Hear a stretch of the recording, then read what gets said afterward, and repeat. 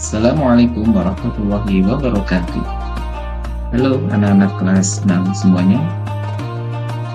Alhamdulillah pada hari ini kita bisa kembali bertemu di pembelajaran pendidikan agama Islam dan budi pekerti, di mana pada hari ini kita akan melaksanakan pembelajaran dengan materi Allah SWT Maha Segalanya, dimana di materi ini kita akan mengenal 4 macam nama-nama Asmaul Husna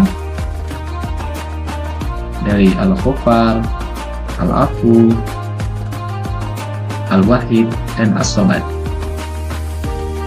Baiklah anak-anakku sekalian, sebelum dimulai, mari kita bersama-sama untuk membaca doa akan belajar agar pembelajaran kita dapat mendapatkan keberkahan dari Allah Subhanahu wa Ta'ala. Mari kita bersama-sama berdoa. Bismillahirrahmanirrahim. Rabbi zidni ilma warzuqni fahman waj'alni minas sholihin. Ya Allah, tambahkanlah aku ilmu dan berilah aku kemampuan untuk memahaminya, dan jadikanlah aku termasuk golongan orang-orang yang soleh.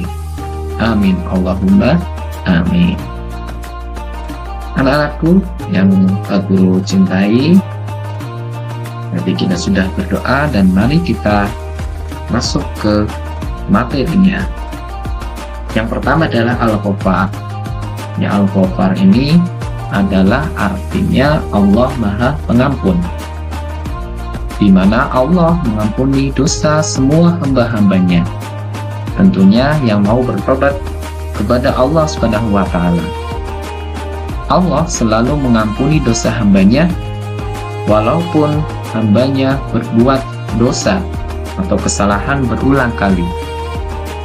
Ampunan Allah tidaklah terbatas, meliputi semua dosa, baik dosa kecil maupun dosa besar, kecuali Allah tidak akan mengampuni dosa syirik tanpa ada taubat dari hambanya, karena dosa syirik itu adalah menghapus semua amal-amal perbuatan manusia.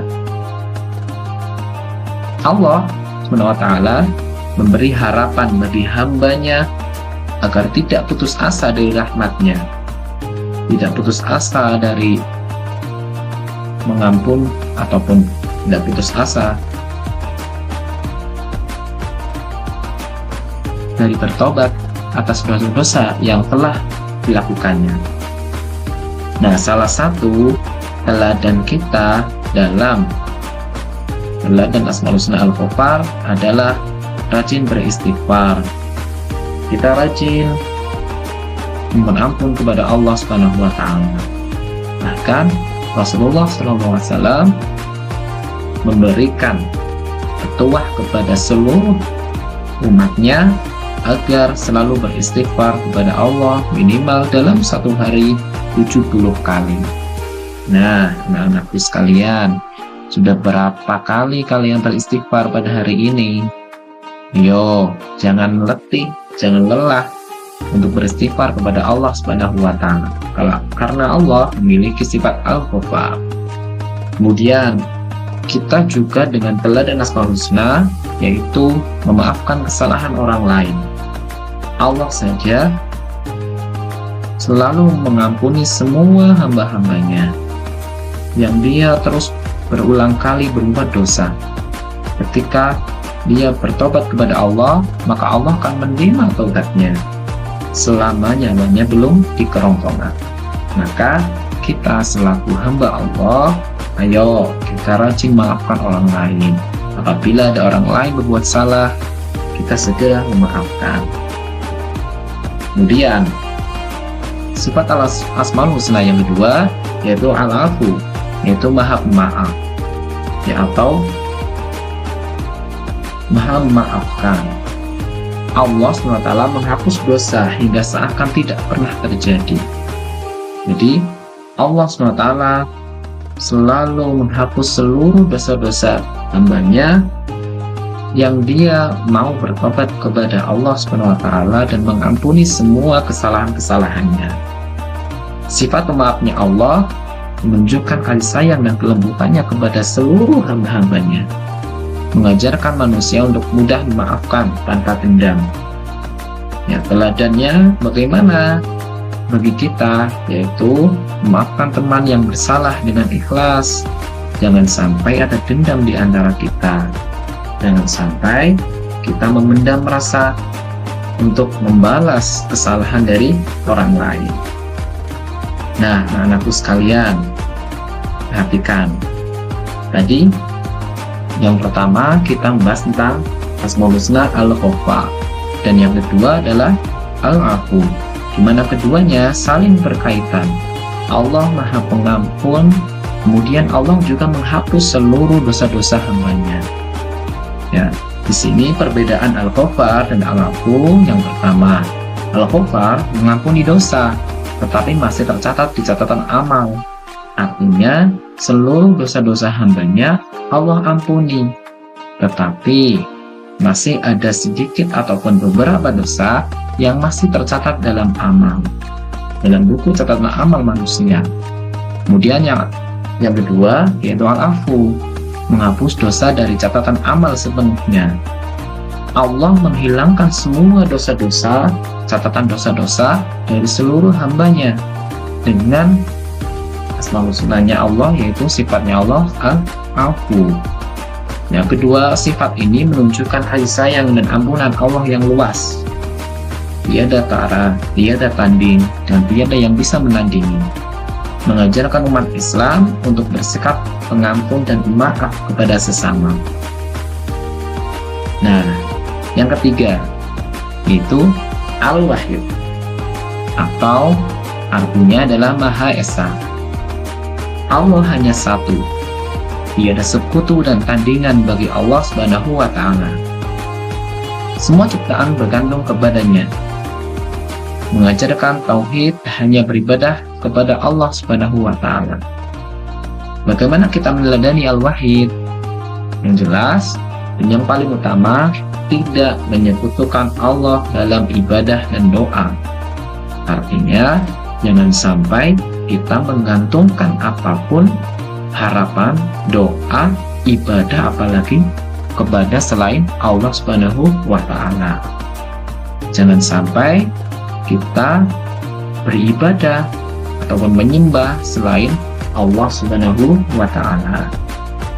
Kemudian yang keempat yaitu sifat As-Somad, yaitu maha dibutuhkan atau maha bergantung. Semua makhluk memerlukan pertolongan Allah Subhanahu wa taala, karena jelas semuanya dari Allah Subhanahu wa taala dan diciptakan oleh Allah Subhanahu wa taala. Allah tidak membutuhkan bantuan dari siapapun. Allah itu Al-Qayyum juga, maha berdiri sendiri. Kemudian Allah menjadi tempat bergantung di segala keadaan, sebagaimana termaktub dalam surat Al-Ikhlas. Qul huwallahu ahad, Allahus samad, lam yalid walam yulad walam yakul lahu kufuwan ahad. Allah lah tempat bergantung. Kemudian bagaimana kita meneladani sifat As-Somad? Yang pertama, selalu berdoa dan berserah diri hanya kepada Allah. Kemudian kita bertawakal kepada Allah Subhanahu wa taala. Dalam kehidupan sehari-hari, kita ikhtiar, yaitu melaksanakan berbagai aktivitas, kegiatan, ada yang mencari ilmu, itu adalah bentuk ikhtiar. Tetapi semuanya kita pasrahkan kepada Allah Subhanahu wa taala, kita gantungkan kepada Allah Subhanahu wa taala. Itu adalah bentuk dari teladan sifat As-Somad.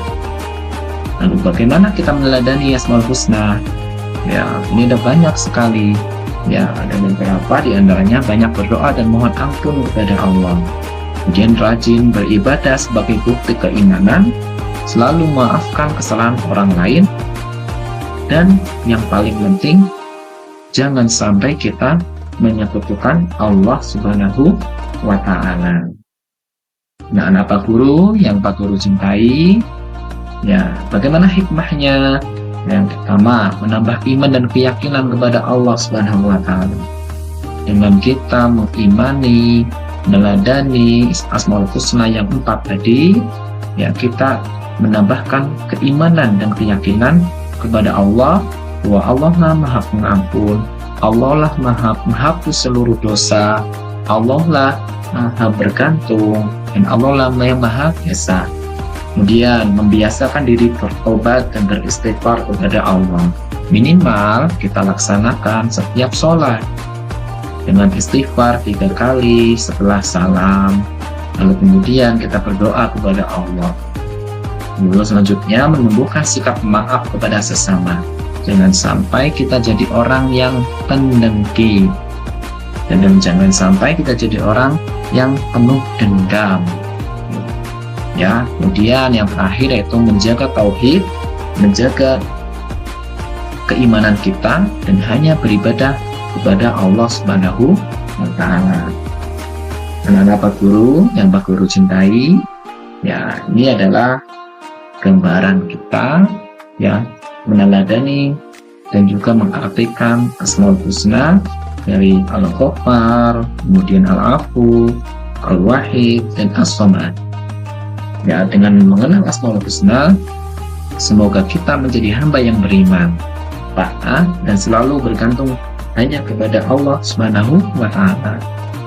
Demikian pembelajaran hari ini, semoga dapat bermanfaat buat kita semua. Terima kasih, sampai berjumpa di pertemuan berikutnya.